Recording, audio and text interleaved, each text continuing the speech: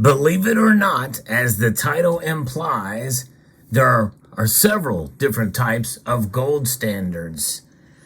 And also, believe it or not, many nations around the world are implementing one of those types. I'll talk about that and about the only type of gold standard that will actually topple the US dollar as we explore.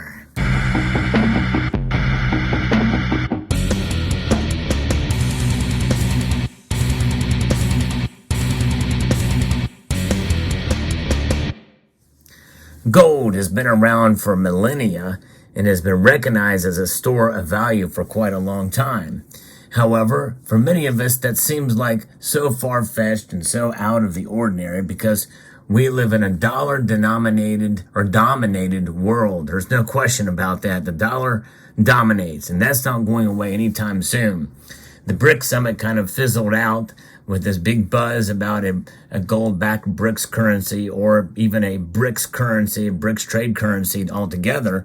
Turned out not to be the case. I was actually one of the first in this community to break that news that it wasn't going to happen.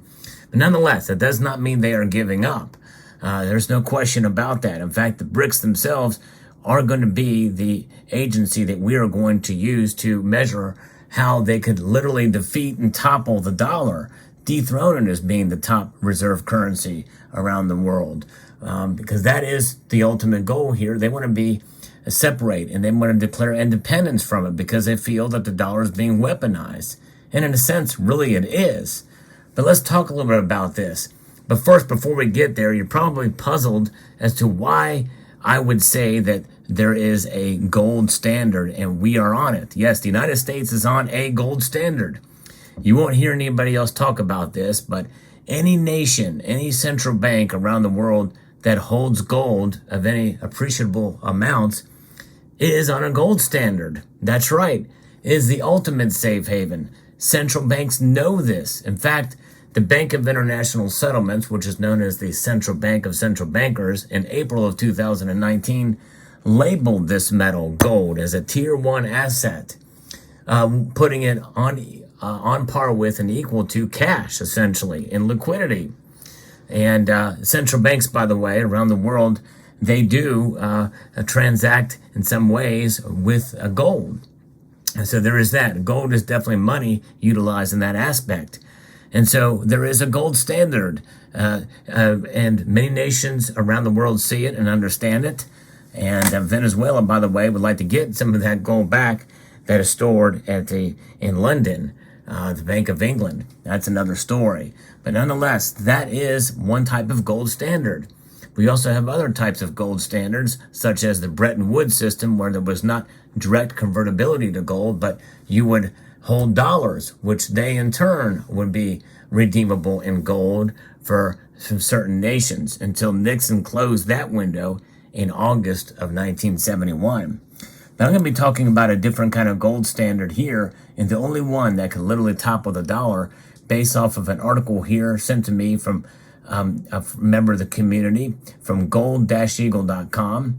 If the BRICS bloc forms a supranational fiat currency like the euro, where demand today is generated by the expected demand for the currency tomorrow, it will surely soon to be torn asunder, just as the euro almost was. Unlike the United States, BRICS countries are not a de facto common currency area. They are widely dispersed geographically and share no common fiscal apparatus. Their economies are very different and do not sync cyclically. That's right. So BRICS countries may want to maintain monetary policy discretion, or in other words, the ability to raise interest rates to cool inflation or lower them to stimulate growth. But a supranational fiat currency could survive only if all BRICS national currencies are eliminated, lest one or more members become seigniorage hungry, in other words, money pumps, Keynesians, as Rhode Island was in America's colonial period. That tiny colony caused a hyperinflation in New England, but thankfully U.S. policymakers learned from their experience in constitutionally banned states from issuing fiat money. That helps keep the U.S. common currency area alive as does the fact that America's fiscal and financial systems are unified. A big advantage in terms of macroeconomic stabilization in the BRICS currency, like the euro, would not enjoy. And stay tuned, because I know you're looking at this fiat dollar here. It's probably boring looking at it. But, the United States does have gold. It did used to use gold in exchanges some time ago. But nonetheless, we're talking about BRICS here. And the S in BRICS is represented by this Krugerrand. Yes, indeed. And some people feel that other nations coming aboard here, who knows, maybe in due course, Mexico might join the ranks. You never know. We can see what happens. I doubt very seriously Australia will. But nonetheless, gold certainly is the king of all monetary metals in terms of what central banks are doing with it. Of course, for transactions, day-to-day transactions, silver is king. And that's kind of where I'm getting at in this video. Stay tuned.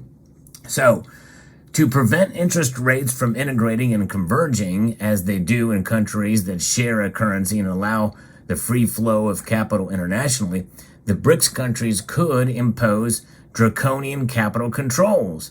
Such controls are costly to monitor, however, and defeat one of the main purposes of forming a common currency in the first place. So the question of control also looms large. Without strong institutional controls or a shared system of taxation, a sudden massive depreciation of the new currency is possible if one or more of the larger BRICS partners decides to exit by issuing their own money again, perhaps to regain control of domestic interest rates.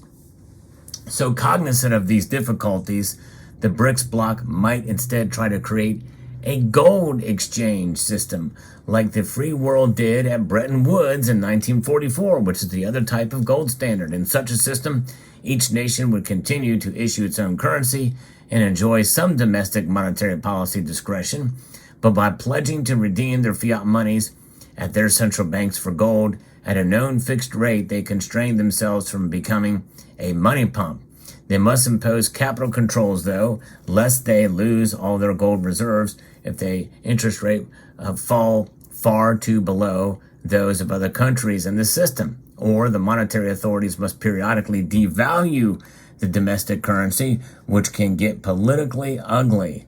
That's for sure. Sometimes a dominant country must revalue its currency to keep the system in balance, but often it proves reluctant to do so for fear of hurting its export sector. Now you see why it's a lot easier said than done, this BRICS currency. Very complex, and I've mentioned this before many times, how these nations aren't as cooperative as the G7 and other Western nations are. Moreover, countries can stop gold redemptions and leave the system whenever it is in their perceived best interest to do so, like when the U.S. left Bretton Woods system in the early 70s, less than 30 years after its formation. Another fixed exchange rate regime initiated in 1979, the European monetary system fell apart even more quickly. In 1992, the crisis made a billionaire out of George Soros, but disrupted several major European economies. Some say that fiat common currency areas like the euro and gold exchange systems can work long-term if the details can be gotten right. Maybe, but many say that the same thing about communism. Well, I believe that only a retail gold standard could topple the dollar in the short term and survive indefinitely. That's the key. That's the one. A retail gold standard. In that system, which the United States and many other nations relied upon until the Great War, which is known as World War I, from 1914 to 1918, anyone can exchange central bank notes or commercial bank notes or deposits for gold on demand at a fixed known rate in terms of the local unit of account, such as the yuan, rand, reals, etc. That fixes exchange rates between countries, while the free international flow of gold and other capital ensures domestic price stability. Although they'll never do that because the main cost, the loss of domestic monetary discretion, is really a benefit because it means that the markets and not politicians determine domestic interest rates, and they do not want that.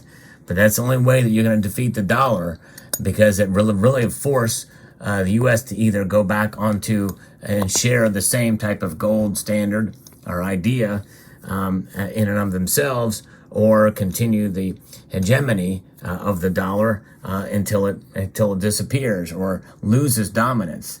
The fiat dollar, in place since 1973, which, by the way, was the beginning of the petrodollar system, which Henry Kissinger was a part of, essentially, by and large, saved the dollar and gave us what the dollar's dominance that we have today.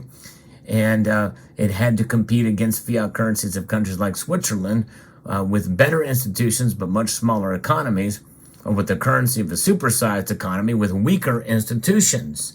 The euro.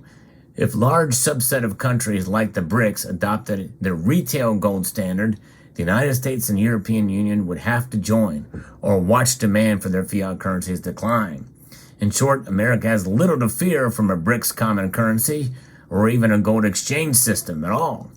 If the BRICS implements a retail gold standard, though, it would likely be forced to give up the fiat dollar for bricks of gold. Yes, indeed. So there it is. That's what could do it. A retail gold standard. But again, this is merely a thought exercise and a pipe dream. I highly doubt we're going to see that happen for sure, because it would require an immense amount of cooperation above and beyond, and that's not happening. That's for sure. Not anytime soon. In fact, we know that India is probably one of the ones that's pushing away from it, because they're not quite as friendly with Russia or China as one might think.